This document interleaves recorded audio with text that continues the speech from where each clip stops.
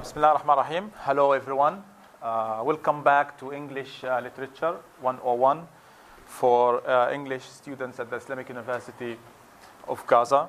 This is again an introductory course into the history of English literature. The course again aims at understanding the development of English literature in their and literary texts in their historical context.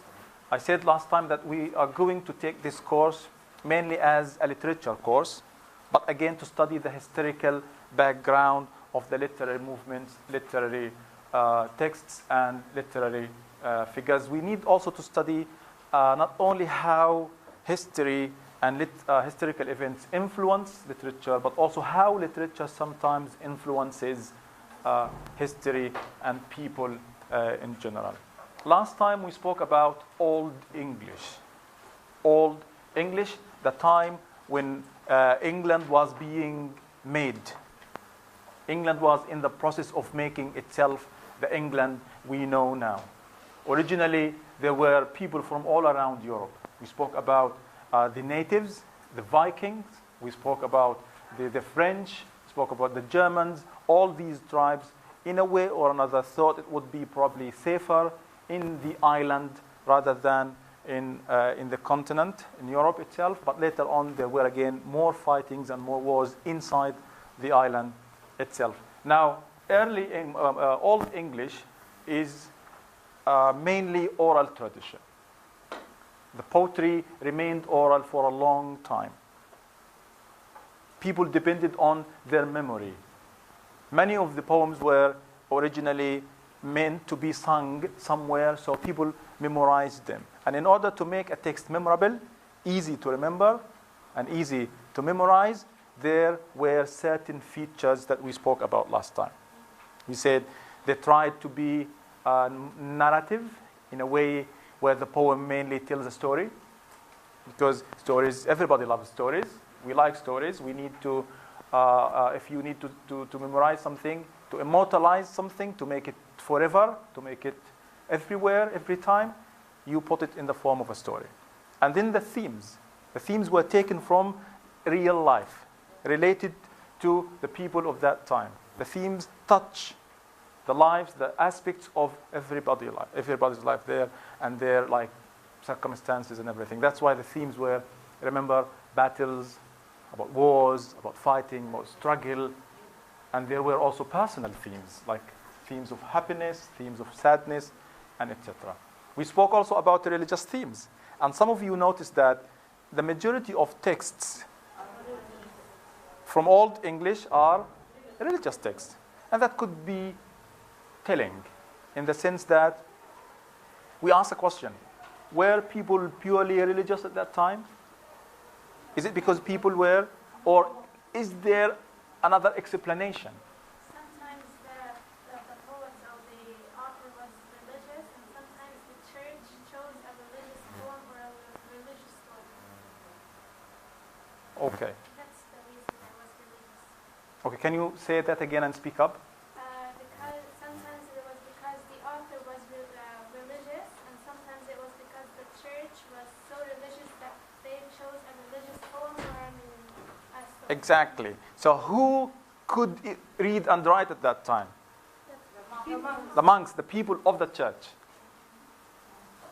The people of the church were probably the only people who could read and write, which means only those people wrote the poems down. And perhaps there was an act of selection, which means there could have been some kind of censorship where the monk would choose the poem he likes, usually a poem with a religious theme other than probably secular theme or something else. And then finally, we said Old English in so many ways was a musical language, especially when they wrote poetry. There was the caesura, the alliteration, the music, the rhythm of poetry. Everything was meant to make the poem easy to remember and easy to memorize.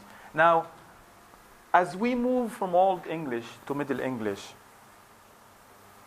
we speak about a society that is developing, a society that is in the making. We speak about the English identity that is being made.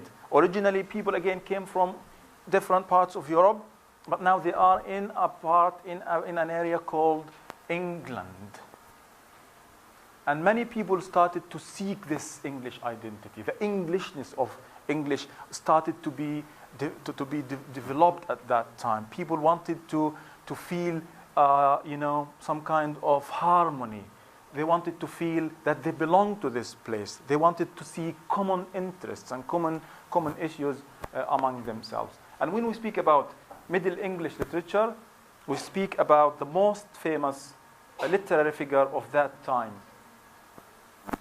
The man who's considered the father of English literature, or English poetry in particular. His name is Chaucer. His name is Chaucer, Geoffrey Chaucer. Chaucer, by so many people, is considered the father of English literature. When we speak about early Middle English, this is the man who was working on some kind of literature to reflect the English identity that is being made, the society that is developing properly from all aspects. I will remember last time when we spoke about Old English, we spoke about the features of the period, the authors, the literature, and then we discussed the literature. Now I'm going to do the opposite. I'm going to give you samples from extracts from poems by Chaucer, and from these samples, from the poetry we have, we need to try to guess and to deduce the features of not only literature and poetry and language, but also of life. The most important literary work of that time, again by Chaucer, is the Canterbury Tales. Canterbury Tales is a long poem of 24 stories by Chaucer. Now, before I say much here, let's go directly to the text. And again, the aim is to see whether the text reflects the time, the age, or not, and in what sense. Look at this, number one. Remember what we call two lines of verse that rhyme? What we call them? A couplet. A couplet, thank you. Can you read, someone? Please. Philosopher.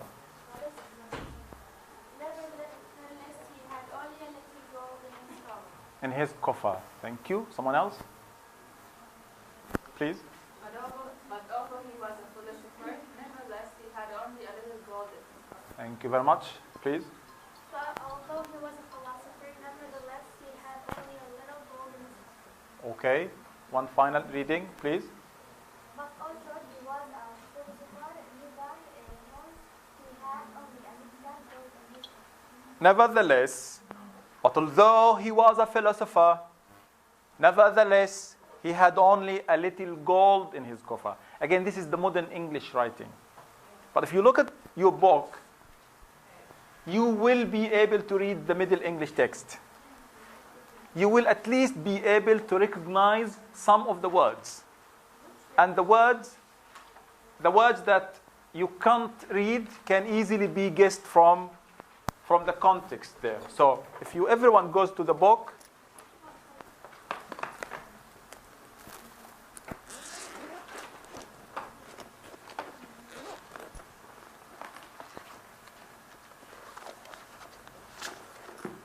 okay?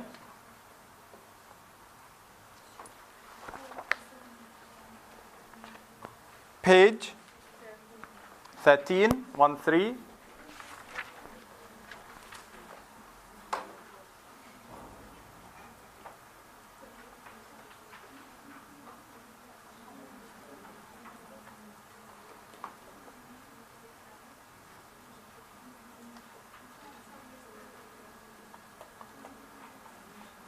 Go to page 13, everyone. This is Chaucer, page 12 and page 13. Look at the original English text. Okay, look at the text here. Page 13. Can you try to read the Middle English? This is not like typical Middle English, but this is close. Remember Old English? We couldn't read Old English because in so many ways it's a totally different language. But Middle English is the start of what we call the English language that we have now. It's not exactly what the language we have now, but this is the beginning. Okay? Can you read the English one text? But oh, he that he was a philosopher, yet had but little gold In his coffer. So, how many words are familiar to you? Probably most of them. Even the words that look weird, because again, there were no standards for spelling. And even grammar wasn't still fixed then, at that time. But the spelling, look at the spelling. This is the word had. And they would be throwing the E letter here and there. Okay? Now, the modern English makes it clearer for us. So, but although he was a philosopher, nevertheless, he had only a little gold in his coffer. What do you notice about this? What does the text communicate with you? Look at the couplet. Do you notice anything? This is poetry. This is Middle English. What is the theme? What is the form? Is there anything you can notice here that makes you, interesting what the poet is doing here? Yes? The man is talking, told that he's a philosopher, but he didn't have a lot of money. Okay, so it's talking about a philosopher, and the poetry is telling us, the text is telling us that he had a little gold in his coffer, in his, drawer, or probably safe, where people hide money and valuables. Very good. So what does it mean? Do you notice anything here? Yes? That he wasn't seeking and searching for money, he was searching for knowledge and being a philosopher. Very good. What is a philosopher? It's generally a person of knowledge, a person who seeks knowledge. In a way, this guy is a philosopher. How much gold does he have? How much money does he have? A little gold. Okay. What else? Please. I think that person cares more about giving people information more than getting knowledge. Is this in the text or are you guessing? I'm guessing. Okay, you're guessing that a philosopher is supposed to be dedicated to people, to knowledge, to his society, the community, or her, of course, if we're talking about a female philosopher. What else do you notice? What else can you tell from the text? What difference can you notice? What is the major difference between this and Old English? In the Old English, it includes a caesura. Okay. There's no caesura here, right? The caesura started to disappear physically, but it also still existed. We'll talk about this later on. It is now no longer marked by the space. It could be marked by a comma or semicolon or full stop in the middle of the line of summary. Please. Okay, so now we have a new theme. People, remember, in the Old English literature, we spoke about people mainly dedicated themselves to fighting, to war. Poetry was mainly either about religion and God or about heroes and heroism. But here we have new, because, like I said, people started to settle down, to form cities and towns, to feel united. If you feel safe, if you start to build your own civilization, you start to look for other jobs. You no longer only produce heroes or monks. Now there are philosophers in the society. So these new themes started to appear in Middle English. And this is a natural step to the development. Yes? He gives such a picture of his society.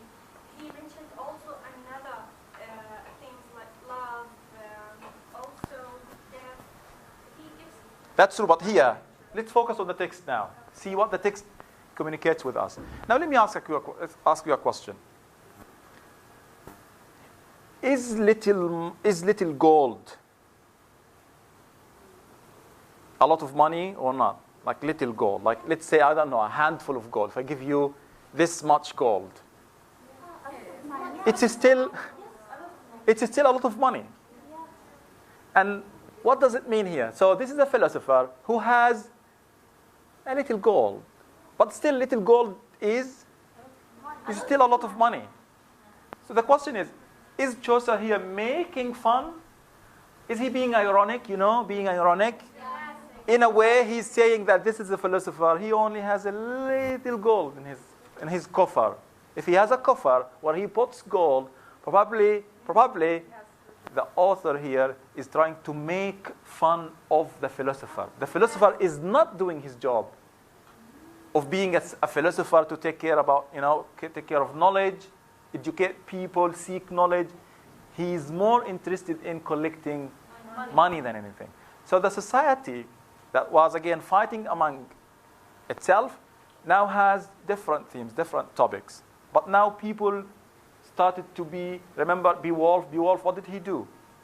He fought the enemy. He sacrificed himself, not only for his people, but for other peoples.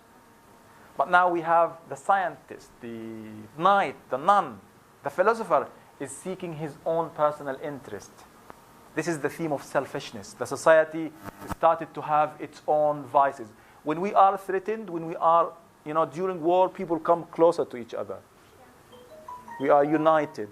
But when people settle down, feel safe, what happens? Exactly, we become selfish and selfish. What do you notice also about the form? No, there's no caesura here. What else? Is there any source of music? Where's the rhyme? Oh, yeah. The rhyme is the last sound in a line of verse. The last sound or couple of sounds. That's the rhyme. Creates music. But although he was a philosopher, there was a little money, there's a little gold in his coffer. So philosopher and coffer, they rhyme. You know what rhyme is? The last sound or the last couple of sounds in a line of verse. So again, new themes, new forms. We have rhyme and we have no caesura here, but a new theme is starting to show up. Let's see another example and come back to the second one here. Okay. Again, if you look at the book, page 12, there's this tale, the nun's tale. The nun's tale. We move from talking about the philosopher to talking about, the nun is like the monk, the female monk. The nun is a woman who dedicates herself to the church, to God. She vows not to marry, not to have kids, just everything is dedicated to God, love of God. That's the nun. There's the monk, and then there is the nun. Okay? Look at the Middle English text. Can someone try to read, please? Can you read it? Look at the words. Can you find familiar words? Are there familiar words? They have the English letters that we have now. So they look strange, weird. So can you read this? Don't look below. Look at the original text. Can you read? Please. No, here. That's of her was both smell and food. Okay. And she was all conscious and trained for her. Tender heart. Very good. Good reading. Whether you understand every single word or not, but still you can read this. The words look different because of the lack of spelling rules. Then someone else read the original text, please. Raise your voice. Who in her way of smiling was very unaffected and modest, and all was sentiment and tender heart. Sentiment and tender. This is not the original text. Yeah. The original text. If you read the original text again, it's going to get easier and easier. So, this is smiling. Strange how they're spelling it, but you're going to recognize it. Go again for the original text. Therefore, her smiling was both simple and quiet, and she was all conscious and tender heart. Very good. Let's now go back to the modernized text. Who here is a reference to? The nun, in the nun's tale. Who in her way of smiling was very unaffected and modest, and all was sentiment and tender heart. Again, let's comment on the text. Take 1 minute. Look at the text. What do you notice? What is new? What is the poet saying? What is he communicating with us? What is the theme? What do you notice about the language, about the form, the music? Who are the characters? Okay. And the nun is? She's the main character. The nun is a woman or a man? A woman. A woman who is supposed to dedicate her life to the church, to God. Now remember the old English texts? All men. We discussed, thank you, all men. We discussed probably 10 texts, and almost all of them were about heroes, about someone who hears the voice of God, someone who loses his job, someone who fights dragons and monsters. But now for the first time, we have a woman in a text. And the woman is not only a character, is not only mentioned in passing, she's the main character. There's a tale in her name. Look at the title. The Nun's Tale. So we deduce that, we come to the conclusion that in Middle English, women started to appear, to take space and to take room. They became main characters in the text. What else is there in the couplet? Please. It says that the nun, when they smile, their smile affects people full of emotions, but still not crossing her lines as a nun.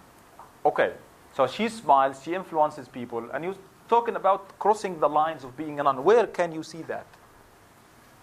It says unaffected, then in the other line, all was sentiment. Okay, in the first line, who in her way of smiling was unaffected and modest? Modest, like she's dedicated. Because this is what generally, listen, at that time, and even now in so many cultures, women, the most important thing about women is modesty, is their modesty. And modesty is usually defined by man. Okay? Which is something probably we'll talk about later on. But usually women live under the rules of man for ages and ages. In so many ways, this is not good. And that's why women start usually to struggle to take their rights, their equal rights. So the nun is doing a role dedicated to dedicate herself to God and religion. And the first line, yes, she is unaffected and modest. She's playing, she's doing her job. But in the second line, there is a word that we need to notice here. She was all sentiment. What's sentiment? Sentiment, emotions of love, emotions of feelings of love, and tender heart. In other ways, again, similar to the story of the philosopher, this is a woman, a nun who is supposed to be dedicated her life to God, but instead, she cares more about her love and emotions than anything else. Again, this is Chaucer trying to criticize the society using what we call, again, irony. He says something, but he means something else. He says, this philosopher has a little gold. And then we realize, oh my God, still this is a lot of money. And see, this nun, she's all about sentiment and tender heart. Oh.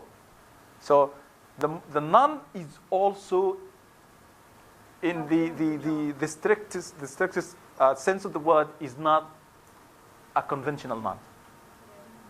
But what is new here is the fact that women started to appear, to take role, to be part of this. Although generally at the beginning they were just objects of admiration. They were just objects for men to admire. My question is here. Can you see this nun?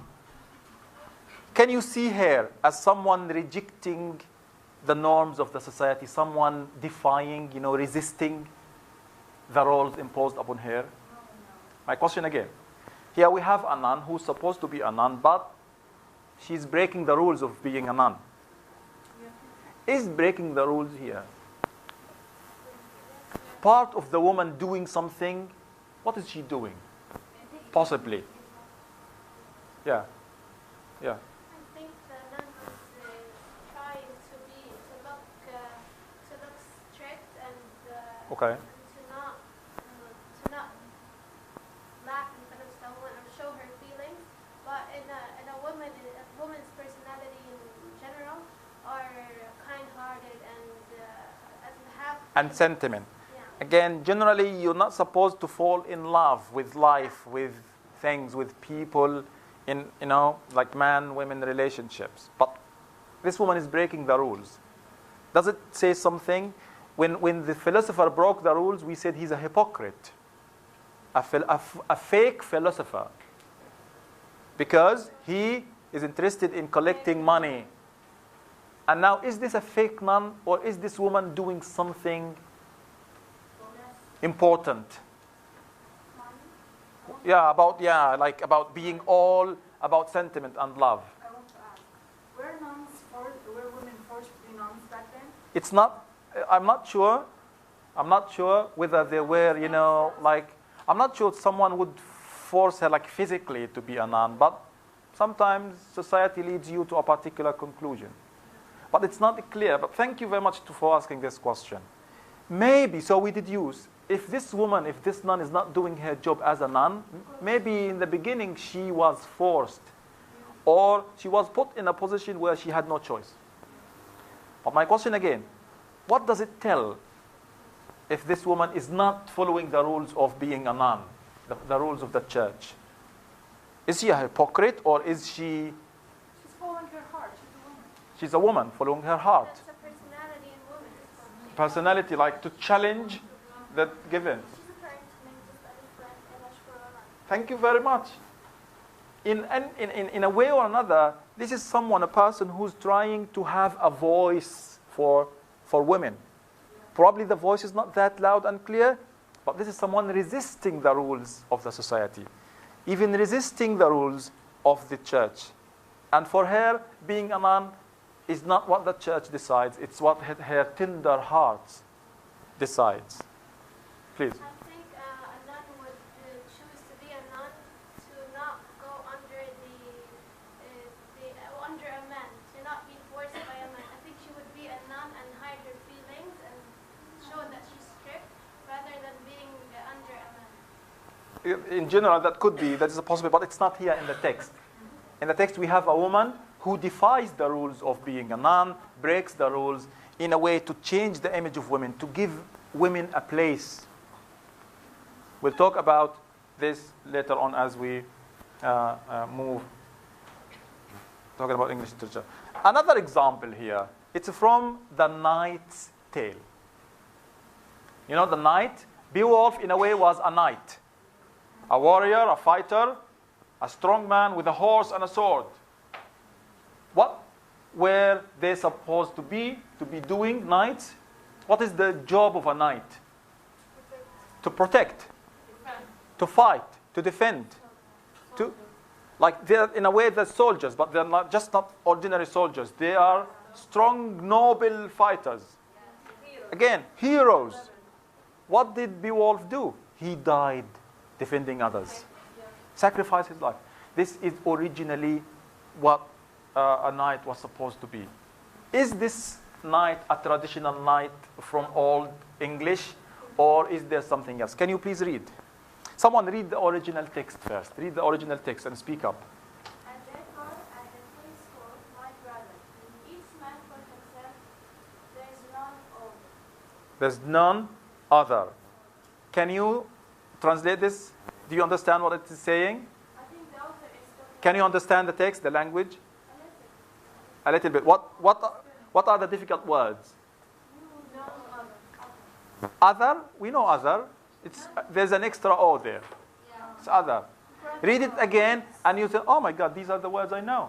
King is weirdly spelled, and himself. But when you read it again, you realize that this is the English of today, but with different spelling. So again, this is a Middle English. We can read Middle English. Okay, now someone please read the modernized text. Please. And therefore at the king's court, my brother, each man for himself, there is no other. Very good. One more, please. And therefore, at the king's court, my brother, each man for himself, there is no other way. There is no other. This is supposed to be king, okay? One more, final. And therefore at the king's court, my brother, each man for himself, there is no other. And each man for himself, there is no other. I dropped the word way from the book because it's just added. There's no need to add it here in the translation. I'd like to go for this version. And therefore at the king's court, my brother. What happens at the king's court when a knight is telling a story? Traditionally, people are competing to show that they are strong, to be heroes, to defend. But what happens at the king's court? Each man for himself. Yani, nafsi nafsi, okay? Each man for himself, there is no other. No other hero. No other person I care about except myself. Selfishness. Again, we have a knight who is not a knight. Why? Because knights, Chaucer is trying again to communicate with us the idea that knights now don't belong in a modern society in a way. They belong to the past, to stories, to the epics of the past. In modern society, people are settling down more and more. There are no, like there were wars. When we speak about Middle English, we speak about there's the 100-year war between England and France that lasted for over 110 years. There were people dying every day. But in so many ways, people started to settle down and live relatively in peace. So a knight is no longer a knight. Like a nun is no longer a knight. A nun. And a philosopher is no longer a philosopher. This is a society. This is a poet that is exposing his society. He's talking about the vices, the problems, but presenting a realistic image about the society. Because yes, we want to defend others. Yes, we want to fight for others. Yes, we love others. But we usually don't forget ourselves. It's good to be selfless, but if you are totally selfless, that's not realistic. Because you need to gain something yourself. So the heroic image of the Old English, that the image that we see in Beowulf, is turning into a realistic image in Chaucer, where people are presented as people with weaknesses, with vices, not as pure, complete people. Notice also here we have the rhyme. Again, what is the rhyme? The last sound or couple of sounds in a line of verse. Do these lines rhyme? Let's hear. Brother, other. Modest and hard, probably imperfect rhyme. And a final example here is again from Chaucer, the second part. What is this world? What do men ask for? Now with his love, now in his cold grave, alone without any companionship. If I give you this text without telling you this is from over 1,000 years ago or less, you're not going to know. Because this question of what is this life, what is this world, what do men, what do people ask for, what do you want in life? These are questions that are modern, questions of today, of the 21st century. But again, this is something that Chaucer asked long time ago, that poets asked thousands of years ago and hundreds of years ago. And this is again the beauty of poetry. Poetry crosses time and crosses race and all obstacles to talk to us, to address us. Now, and again, this is one reason why Chaucer is the father of English literature. He was a fine poet, an excellent poet, who captured the heart, the mind of England, the English people in a society that was being modernized, being made. Notice again the there is in the original text there is also a rhyme, but we lose it in the translation. What is this world? What do men ask for? Meaning, no matter what you do. Remember the question about what it means to be a human being? What it means to be a human being in Beowulf? The same question is now still being asked. What does it mean to be a human being? Because no matter how powerful, how strong, no matter how much money, how much gold you collect, what is this world? What do men ask for? What? Love, money, happiness? At the end of the day, now with his love, now in his old cold grave. Really terrifying image when someone feels like not only in a grave, in a cold grave. See the now, the repetition of now. This, by the way, this creates a caesura. The question, the pause, the caesura. Now with his love, now with a sad tone here, alone without any companionship. Say again.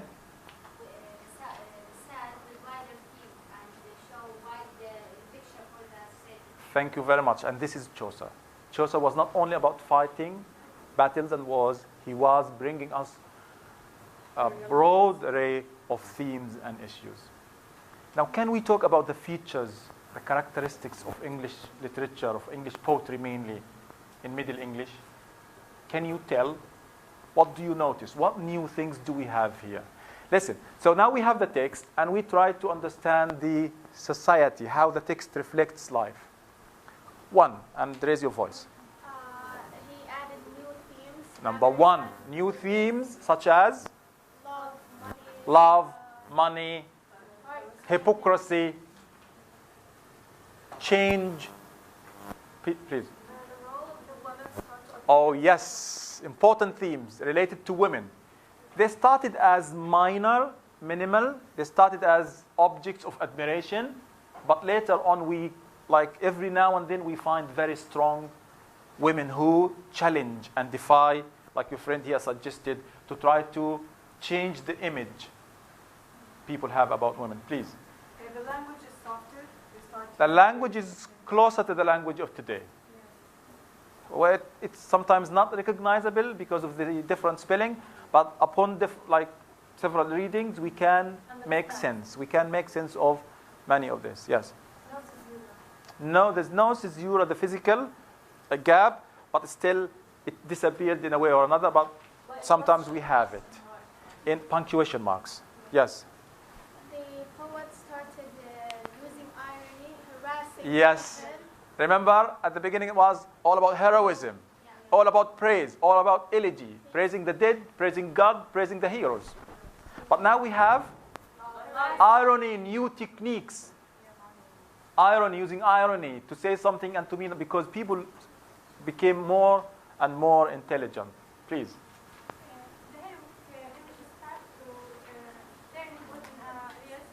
Okay, so the idealistic image we had of pure heroes, of complete perfect people, started to change into realistic pictures. The last point to conclude, Chaucer begins the Canterbury Tales, which again consists of 24 stories. He originally intended them to be 120, but he only wrote 24 stories. And he started the whole poem with the description of spring. Spring, new life, symbolizing regeneration, rebirth. In a way, he was saying that this is England. This is the spring of England. This is the beginning for England. We plant the seeds, and the spring begins in April. Now, when we say April in English literature, April has been made famous mainly because of Chaucer, and then later on in the 20th century by T.S. Eliot. T.S. Eliot begins his most famous poem, The Wasteland, by mentioning April. Do you know what he says? T.S. Eliot, The Wasteland.